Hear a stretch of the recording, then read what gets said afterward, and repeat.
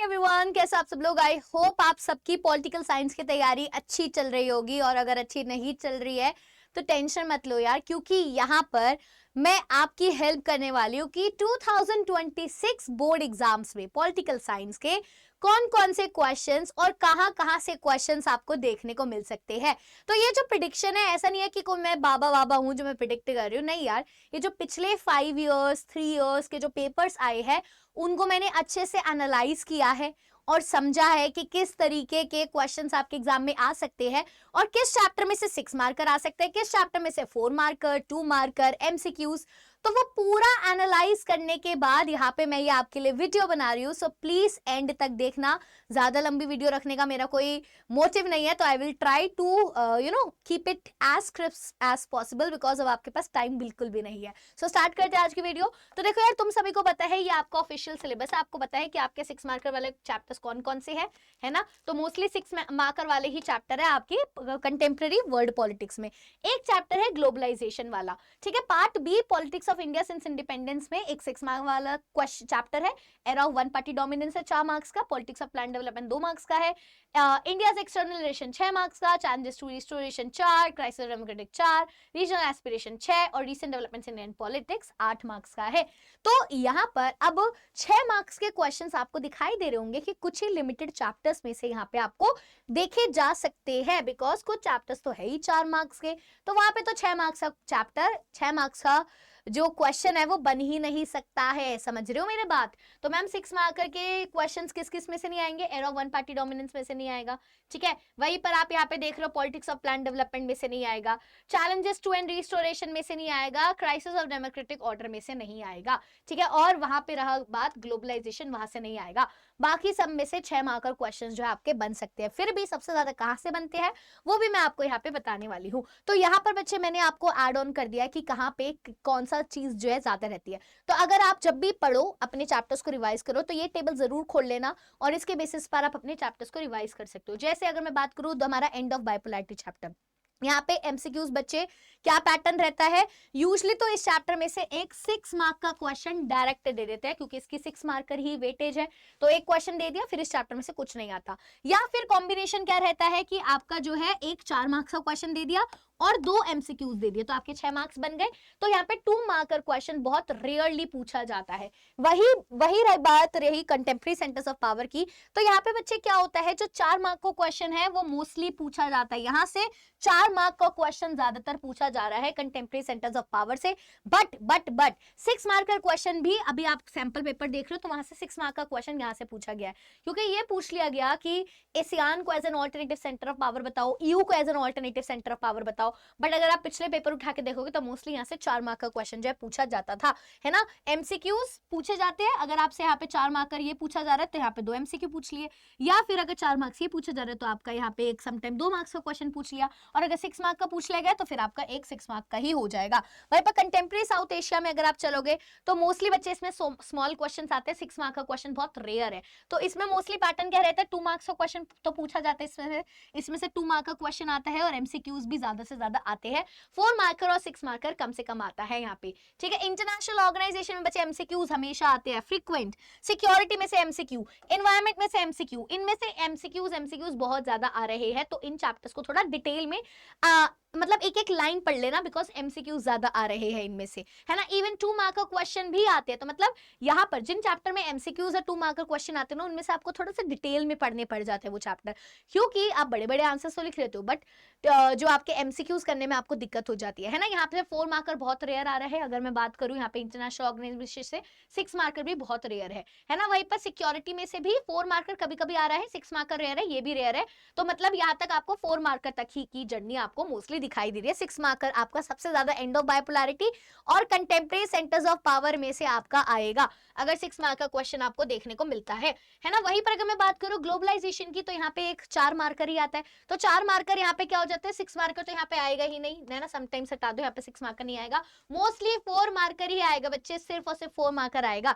या फिर 4 मार्कर नहीं आया तो एक 2 मार्कर दे देगा और 2 यहाँ पे आपको क्या दे देगा, एमसीक्यू दे देगा, और आपका हो गया यहाँ पे 4 मार्क्स, ठीक है। तो यहाँ पे अगर हम बात करें आपका challenges of nation building, challenges of nation building में से बच्चे आपका 6 मार्क का क्वेश्चन बहुत ज्यादा पूछा जाता है, फ्रीक्वेंट है ये। यहाँ पर अगर ये नहीं पूछा जाता तो एक आपका 4 मार्क्स का पूछ लेगा, और या फिर एक 2 मार्क का पूछ लेगा, या फिर 4 मार्क्स पूछ के आपसे 2 एमसीक्यूज पूछे जा सकते हैं। ठीक है, वहीं पर रही बात era of one party dominance. बच्चे era of one party dominance आपका 4 मार्क्स का ही आता है। ठीक है, तो era of one party dominance में से आपका बच्चे क्या हो जाएगा, era of one party dominance में से यहाँ पे मेरे को नो लिखना था बच्चे, बट समटाइम्स लिख दिया, कोई बात नहीं, इसको आप हटा दो। यहाँ पे जो era of one party dominance में से जो क्वेश्चन आएगा वो 4 मार्क्स का मोस्टली फ्रीक्वेंट आता है। एमसीक्यू बहुत कम आते हैं, रेयर है, बट इस बार जो सैंपल पेपर देखा गया उसमें एमसीक्यू यहीं से देखा गया। उसमें क्या देखा गया, उन्होंने दो एमसीक्यूज दे दिए और एक आपका जो है क्या दे दिया, एक आपका जो है 1 मार्कर 2 मार्कर जो है क्वेश्चन दे दिया। तो पैटर्न जो है बदलते भी रहते हैं, बट फ्रीक्वेंटली ये वाला पैटर्न जो है चलता है। ठीक है, वहीं पर पॉलिटिक्स ऑफ प्लान डेवलपमेंट में बच्चे क्या होता है, ये तो नहीं आता है 6 मार्कर 6 मार्कर 4 मार्कर भी नहीं आता, तो यहाँ पे रेयर इसलिए लिखा हुआ है बिकॉज आता ही नहीं है। यहाँ पे जो मोस्टली रहते हैं एमसीक्यूज और 2 मार्क का क्वेश्चन आता है, बिकॉज ये 2 ही मार्क्स का चैप्टर है। इंडिया एक्सटर्नल रिलेशन में बच्चे, इंडिया एक्सटर्नल रिलेशन भी अगर आप देख रहे हो यहाँ पे, अगर आप देखोगे तो ये जो है 6 मार्क्स का है। ठीक है, 6 मार्क्स का है, तो इसमें से कॉम्बिनेशन जो आपका यहाँ पे बनता है इंडिया एक्सटर्नल रिलेशन में, तो समटाइम्स 6 मार्कर यहाँ पे पूछ लिया जाता है। जो सबसे ज्यादा पूछा जाता है वो 4 मार्क का क्वेश्चन है। ठीक है, और एमसीक्यूज और ये भी कभी कभी पूछे जाते हैं। तो यहाँ पे 6 मार्क का क्वेश्चन कभी कभी पूछा जा रहा है, चांसेस वैसे कम है 6 मार्क के यहाँ से आने के, बट फिर भी आपको थोड़ा सा ध्यान रखना है। Challenges to and restoration of the Congress system 4, यहाँ पे अगर आप देखोगे तो चैलेंजेस टू एंड द, यहाँ पे जो आपका चैप्टर है challenges to and the restoration of the Congress system, बच्चे 4 मार्क्स यहाँ पे आएंगे। ठीक है, 4 मार्क्स यहाँ पे आएंगे, तो 4 मार्क्स वाले में बच्चे यहाँ पे आपका 6 मार्क का नहीं आएगा। 6 मार्क का में गलती से यार यहाँ पे बार बार क्योंकि वो लग गए तो 6 मार्क यहाँ से नहीं आएंगे। ठीक है, ये गलत लिखा हुआ है, थोड़ा सा आपको थोड़ा सा यहाँ पे ठीक कर लो इसको। ठीक है, यहाँ पे पहले क्योंकि क्या होता था, पहले यहाँ पे 6 मार्क आते थे तो उस हिसाब से जो है यहाँ पे 6 मार्कर लिखा हुआ है, बट यहाँ पे 6 मार्कर अब नहीं आएंगे। मोस्टली अब यहाँ पे आपको देखने को मिलेगा 4 मार्कर देखने को मिलेगा यहाँ पे, या फिर आपको 2 मार्कर देखने को मिलेगा। ठीक है, एमसीक्यूज कम आते हैं, बट मेरे को ऐसा लग रहा है कि इस बार यहाँ से एमसीक्यूज पूछे जाएंगे। Crisis of the democratic order में भी बच्चे 6 मार्कर यहाँ पे नहीं है, यहाँ पे आपको जो मोस्टली आपके जो है 4 मार्कर 2 मार्कर और एमसीक्यूज पूछे जाएंगे। वहीं पर अगर आप देखोगे रीजनल एस्पिरेशन चैप्टर बच्चे इंपॉर्टेंट है ना। रीजनल एस्पिरेशन वाले बच्चे चैप्टर आपको दिक्कत होती है, ये वाला, और ये 8 मार्क्स है, ये तो बहुत इंपॉर्टेंट है। तो रीजनल एस्पिरेशन वाले चैप्टर में आपको 6 मार्क का क्वेश्चन देखने को मिलता है, फ्रीक्वेंटली देखने को मिलता है। एमसीक्यूज रेयर मिलते हैं, बाकी समटाइम्स ये 6 मार्कर यहाँ से आपको देखने को मिलेगा। वहीं पर recent developments in Indian politics, ये तो आएगा ही आएगा बच्चे, यहाँ पे तो आप लगा लो, ये आएगा ही आएगा। ये यहाँ से 6 मार्कर आएगा, एक आपका चैलेंजेस ऑफ नेशन बिल्डिंग से आएगा, और यहाँ पे आपका रीजनल एस्पिरेशन से आ सकता है।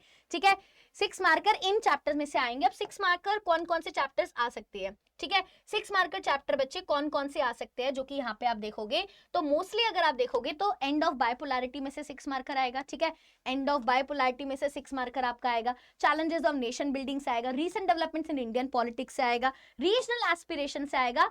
इमरजेंसी के अलावा इसको हटाकर मैं एक चैप्टर दे रही हूं जहां से आएगा, that is contemporary centres of power, that is contemporary centres of power, यहां से आएगा contemporary centres of power, contemporary centres of power यहां से आएगा। तो आप सब लोग जो है ये वाला चैप्टर जरूर कर लेना जो मैंने लिखी है, ये आपके 6 मार्कर में बहुत बार पूछे जाएंगे। ठीक है, ये 6 मार्कर में पूछे जाएंगे, तो आप इनको 6 मार्कर के हिसाब से प्रिपेयर करना। वहीं पर अगर हम बात करें मैम 4 मार्कर में ज्यादातर क्या पूछे जाएंगे, देखो कंटेम्पररी सेंटर्स ऑफ पावर 4 में भी पूछा जा सकता है।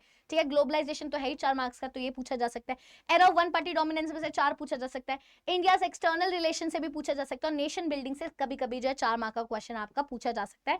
तो आप ये थोड़ा उस तरीके से प्रिपेयर करोगे। और अगर मैं बात करूं 2 मार्क का question security in the contemporary world से आएगा, एनवायरमेंट से, इंटरनेशनल ऑर्गेनाइजेशन से, यहाँ से 2 मार्क का क्वेश्चन ज्यादातर आएंगे।